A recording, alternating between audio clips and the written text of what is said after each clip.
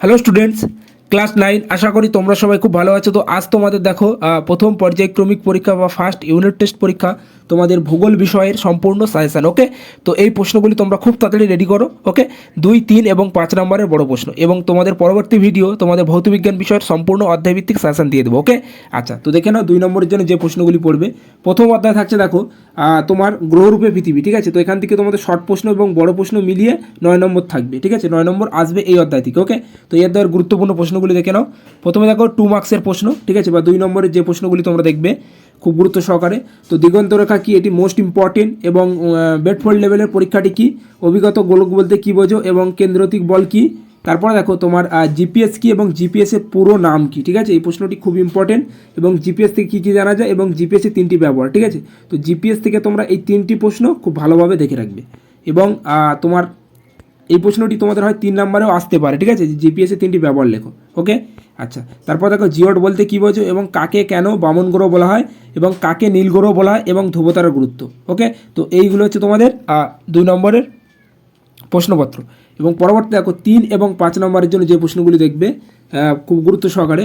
প্রথমে দেখো বামন গ্রহ এবং কুলীন গ্রহের মধ্যে পার্থক্য লেখো, অথবা প্রশ্নটা এইভাবে আসতে পারে যে বামন গ্রহের 2টি বৈশিষ্ট্য লেখো। তারপর দেখো জিওডের ধারণাটি সংক্ষেপে আলোচনা করো এবং পৃথিবীর গোলকীয় আকৃতির প্রমাণ দাও। এই প্রশ্নটি মোস্ট ইম্পর্টেন্ট। ওকে, আচ্ছা, পরবর্তী দেখো তোমার পৃথিবীর অভিগত গোলকীয় আকৃতির সাপেক্ষে প্রমাণ দাও। ঠিক আছে, তোমাদের এই টাইপের প্রশ্ন তোমাদের কোনো না কোনো স্কুলে আসবেই আসবে। ঠিক আছে, এই প্রশ্নটি। ঠিক আছে, এবং অথবা প্রশ্নটি এইভাবে আসতে পারে যে পৃথিবী গোলাকার আকৃতির অপ্রত্যক্ষ প্রমাণগুলি আলোচনা করো। ঠিক আছে, এই প্রশ্নটি এইভাবে ঘুরিয়ে আসতে পারে। ওকে, তো এই প্রশ্নটি খুবই ইম্পর্টেন্ট এবং যে প্রশ্নগুলি স্টার দেওয়া আছে সেগুলি গুরুত্ব সহকারে ভালোভাবে দেখেছি। ওকে, আচ্ছা, পরবর্তী প্রশ্ন, পৃথিবীর আকৃতি পৃথিবীর মতো ব্যাখ্যা করো এবং পৃথিবীর একমাত্র জীবজগতের আবাসস্থল বক্তব্যটির যথার্থ ক্রমে বিচার করো। ঠিক আছে, এই প্রশ্নটি খুব ইম্পর্টেন্ট। ঠিক আছে, তো কোনো না কোনো স্কুলে আসবেই এই প্রশ্নটি বড় প্রশ্নের জন্য। ওকে, পরবর্তী দেখো তোমার দ্বিতীয় অধ্যায় পৃথিবীর গতিসমূহ। এখান থেকে তোমাদের বড় প্রশ্ন এবং শর্ট প্রশ্ন মিলিয়ে 10 নম্বর থাকবে, আসবে। ঠিক আছে, এই অধ্যায় থেকে মোট।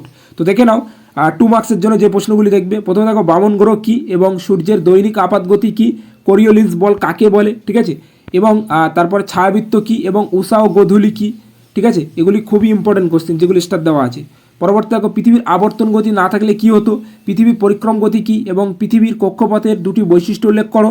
তারপরে দেখো এখানে যে প্রশ্নটি আছে পৃথিবীর অপসুর এবং অনুসুরের মধ্যে পার্থক্য। ঠিক আছে, এই প্রশ্নটি হয় কাকে বলে না পার্থক্য। তো এই প্রশ্নটি তোমাদের 2 না 3 নম্বরে আসবেই আসবে। ঠিক আছে, কোনো না কোনো স্কুলে। তারপরে দেখো রবিবার কী এবং কাকে কেন নিশীথ সূর্যের দেশ বলা হয়।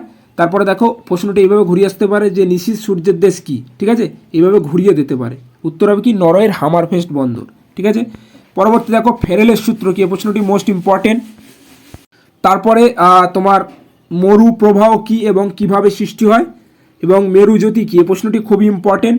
তারপরে অধিবর্ষ কাকে বলে, এই প্রশ্নটি ভেরি ভেরি ইম্পর্টেন্ট এবং এর প্রয়োজনীয়তা কী অধিবর্ষের। ঠিক আছে, আচ্ছা, তারপর উত্তরায়ণ এবং দক্ষিণায়ন বলতে কী বোঝো। ঠিক আছে, এদের তারিখ দুটি খুব ভালোভাবে মনে রাখবে। ওকে, আচ্ছা, পরবর্তী জলবিষুব এবং মহাবিষুব কাকে বলে। ঠিক আছে, এই প্রশ্নটিও তোমাদের 2 না 3 নম্বরে আসবেই আসবে কোনো না কোনো স্কুলে। ঠিক আছে, বা পার্থক্য বোঝা গেল 2 না 3 নম্বরে যদি প্রশ্ন আসে যে জলবিষুব এবং মহাবিষুবের মধ্যে পার্থক্য, যদি আসে পার্থক্য আসবে তোমার 3 নম্বরে। ওকে, আচ্ছা, পরবর্তী দেখো 3 এবং তোমার 5-এর জন্য বড় প্রশ্নগুলি দেখে নাও। তো নিরক্ষীয় আবর্তন বেগ সবচেয়ে বেশি কেন, খুব ইম্পর্টেন্ট। এবং পরবর্তী দেখো অপসুর এবং অনুসুরের মধ্যে পার্থক্য লেখো, এই প্রশ্নটি ভেরি ভেরি ইম্পর্টেন্ট। ঠিক আছে, আমি এক্ষুনি বললাম। তারপরে কর্কট সংক্রান্তি এবং মকর সংক্রান্তির পার্থক্য লেখো। পৃথিবীর আবর্তন গতি এবং পরিক্রম গতির মধ্যে পার্থক্য লেখো। তারপরে পৃথিবীর দৈনিক গতি এবং বার্ষিক গতির মধ্যে পার্থক্য। ঠিক আছে, এইগুলি হচ্ছে তোমাদের পার্থক্য টাইপের প্রশ্ন আসে এই অধ্যায় থেকে। পরবর্তী তোমার আমরা পৃথিবীর আবর্তন বেগ অনুভব করতে পারি না কেন এবং মানব জীবনে ঋতুর পরিবর্তনের প্রভাব উল্লেখ করো এবং তারপরে পৃথিবীর আবর্তন গতির ফলাফল বর্ণনা করো। ঠিক আছে, এই প্রশ্নটি 5 নম্বরের জন্য আসতে পারে। ঠিক আছে, মোস্ট ইম্পর্টেন্ট। ওকে, পরবর্তী তোমার নিরক্ষী রেখার দিন রাত্রি সমান হয় কেন এবং পরবর্তী এই প্রশ্নটি। ঠিক আছে, এই প্রশ্নটি দেখো তোমার 4টি প্রশ্ন একটা উত্তর হবে। ঠিক আছে, খুব ইম্পর্টেন্ট প্রশ্নটি। দেখো কেমনভাবে ঘুরিয়ে আসতে পারে যে পৃথিবীর কোন কোন অঞ্চলে ঋতু পরিবর্তন দেখা যায় না কেন, এবং অথবা এইভাবে প্রশ্নটি ঘুরিয়ে দিতে পারে যে ঋতু পরিবর্তন কিভাবে ঘটে তার চিত্রসহ ব্যাখ্যা করো, অথবা দিন রাত্রি দৈর্ঘ্য তোমার হ্রাস বৃদ্ধির সঙ্গে ঋতুর পরিবর্তনের সম্পর্ক আলোচনা করো, অথবা পৃথিবীর দিনরাত্রির হ্রাস বৃদ্ধির কারণগুলি আলোচনা করো। ঠিক আছে, এই প্রশ্নটি কত রকমভাবে ঘুরিয়ে আসতে পারে। ওকে, একটাই উত্তর হবে। ঠিক আছে, খুব ভালোভাবে এটি তোমরা 5 নম্বরের জন্য মুখস্থ করবে। ওকে, পরবর্তী অধ্যায় দেখো, শেষ অধ্যায় তোমার ভারতের সম্পদ। তো এখান থেকে তোমাদের বড় প্রশ্ন এবং ছোট প্রশ্ন মিলিয়ে 11 নম্বর এই অধ্যায় থেকে থাকবে বা আসবে। ওকে, আচ্ছা, তো 2 নম্বরের জন্য যে প্রশ্নগুলি দেখবে, প্রথমে দেখো নিরপেক্ষ সামগ্রী কি, ভেরি ভেরি ইম্পর্টেন্ট। তারপরে দেখো বড় হাতের এম এবং ছোট হাতের এম বলতে বা এর মধ্যে সম্পর্ক কি।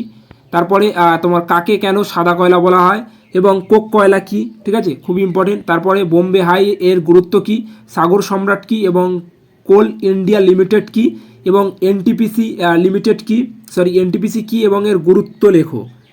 পরবর্তী প্রশ্ন, সম্পদের সংকট কি এবং ভূতাপ শক্তি কি, অবাধ সম্পদ কাকে বলে এবং সম্পদের প্রাকৃতিক জননী কাকে বলে। উত্তর হবে কি, জ্ঞান। ঠিক আছে, মানুষের জ্ঞান। তারপরে দেখো 10 দাগে উদীয়মান শিল্প কি, এবং এই প্রশ্নটি এইভাবে ঘুরিয়ে দিতে পারে লাইন চেঞ্জ করে, যে আধুনিক শিল্পদানব কাকে বলে, অথবা এইভাবে প্রশ্নটি আসতে পারে যে কাকে কেন তরল সোনা বলা হয়। ঠিক আছে, এই 3টি প্রশ্ন একটা উত্তর হবে। উত্তর হবে কি, তোমার পেট্রোলিয়াম। ঠিক আছে, পেট্রোলকে তোমার তরল সোনা বলা হয় এবং কেন বলা হয় তার সম্পর্কে একটু লিখতে হবে। ঠিক আছে, খুবই ইম্পর্টেন্ট কোশ্চেন। পরবর্তী দেখো, প্রচলিত শক্তি বলতে কী বোঝো এবং অপ্রচলিত শক্তি বলতে কী বোঝো। ঠিক আছে, এই প্রশ্নটি তোমাদের হয় পার্থক্য নয় কাকে বলে 2 নম্বরে আসতে পারে, যদি পার্থক্য বলে তাহলে 3 নম্বরে আসবে। ওকে, আচ্ছা, পরবর্তী দেখো ফ্যান্টম পাইল কি এবং পূর্ণভব সম্পদ কাকে বলে এবং প্রবাহমান সম্পদ অফুরন্ত সম্পদ কাকে বলে। ঠিক আছে, তো এই ছিল তোমাদের 2 নম্বরের প্রশ্নপত্র। এবং পরবর্তী দেখো 3 এবং 5 নম্বরের জন্য যে প্রশ্নগুলি তোমরা রেডি করবে, তোমার দেখো সম্পদ থেকে তোমাদের আমি যে প্রশ্নগুলি দিচ্ছি এই প্রশ্নগুলি পড়ো, এর বাইরে তোমাদের প্রশ্ন হবেই না। ঠিক আছে, তো তোমাদের কোনো না কোনো স্কুল আসবেই আসবে সম্পদ থেকে প্রশ্ন। তো দেখে নাও, সম্পদের সংজ্ঞা দাও, এই প্রশ্নটি তোমাদের 2 নম্বরে আসবে বা কাকে বলে। ঠিক আছে, পরবর্তী তোমার সম্পদের 3টি বৈশিষ্ট্য লেখো, সম্পদ সৃষ্টির উপাদানগুলি লেখো, সম্পদ সংরক্ষণের 3টি পদ্ধতি বা প্রয়োজনীয়তা লেখো, এবং তোমার এই যে তোমাকে 1, 2, 3, 4 এই 4টি প্রশ্নের মধ্যে তোমাদের একটা প্রশ্ন পরীক্ষা আসবেই আসবে কোনো না কোনো স্কুলে। ঠিক আছে, তারপরে দেখো সম্পদের কার্যকারিতা গতিশীল কেন এবং কোন গুণগুলি থাকলে অবাধ বস্তুকে সম্পদ বলা হবে। ঠিক আছে, সম্পদ থেকে তোমরা এই প্রশ্নগুলি খুব তাড়াতাড়ি রেডি করো। ওকে, পরবর্তী তোমরা দেখো একটি পার্থক্য, এই পার্থক্যটি তোমাদের পরীক্ষায় কোনো না কোনো স্কুলে আসবেই আসবে। তো দেখে নাও, গচ্ছিত বা সঞ্চিত বা ক্ষয়িষ্ণু বা অপূর্ণভাব এবং প্রবাহমান বা পূর্ণশীল এবং বা পূর্ণভব বা অপুরন্ত অবাধ সম্পদের মধ্যে পার্থক্য। ঠিক আছে, এই প্রশ্নটি খুব ইম্পর্টেন্ট। ওকে, 3-এর জন্য খুব গুরুত্ব সহকারে পড়ে রাখবে। তারপরে জৈব ও অজৈব সম্পদের মধ্যে পার্থক্য লেখো, এবং তারপরে দেখো প্রচলিত শক্তি এবং অপ্রচলিত শক্তির মধ্যে পার্থক্য। ঠিক আছে, এই প্রশ্নটি মোস্ট ইম্পর্টেন্ট। ঠিক আছে, খুবই গুরুত্বপূর্ণ, ভেরি ভেরি ইম্পর্টেন্ট। এই প্রশ্নটি আসার চান্স প্রবল, কোনো না কোনো স্কুলে আসবেই আসবে। ঠিক আছে, পরবর্তী দেখো তোমার খনিজ তেলের গুরুত্ব লেখো, এবং তার সঙ্গে আরও কিছু দেখে রাখবে, কয়লা, খনিজ তেল, আকরিক লোহার, এদের 3টি করে ব্যবহার। ঠিক আছে, দিয়ে দেয় অনেক স্কুলে, সেক্ষেত্রে তোমরা একটু এদের ব্যবহার 2টো কি 3টি করে পড়ে রাখবে। ঠিক আছে, তারপরে দেখো তোমার প্রচলিত শক্তি এবং অপ্রচলিত শক্তি ও জলবিদ্যুৎ শক্তি এবং পারমাণবিক শক্তি, এদের 2টি করে সুবিধা এবং অসুবিধা খুব ভালোভাবে দেখে রাখবে, কোনো না কোনো স্কুলে আসবে। ঠিক আছে, এখান থেকে বোঝা গেল। তো এদের সুবিধা এবং অসুবিধাগুলো একটু দেখে রাখবে। আচ্ছা, পরবর্তী তোমার দেখবে যে তোমার পূর্ব ভারতের অধিক সংখ্যায় তোমার তাপবিদ্যুৎ কেন্দ্র গড়ে ওঠার কারণ কি, এবং তারপরে দেখে রাখবে তোমার জলবিদ্যুৎ উৎপাদনের অনুকূল ও প্রাকৃতিক পরিবেশ বর্ণনা করো। ঠিক আছে, এই প্রশ্নটা এবছরের জন্য খুব ইম্পর্টেন্ট। ঠিক আছে, এই প্রশ্নটা আসার চান্স প্রবল। ওকে, তো খুবই ইম্পর্টেন্ট। এবং তারপরে দেখো তোমাদের মানচিত্র বা ম্যাপ থেকে তোমাদের 5 নম্বরের প্রশ্ন আসবে এবং পরবর্তী ভিডিও দিয়ে দেবো। ওকে, তো এই ছিল তোমাদের ভূগোলের সম্পূর্ণ সাজেশান, এবং ভিডিওটি সম্পূর্ণ দেখার জন্য অসংখ্য ধন্যবাদ।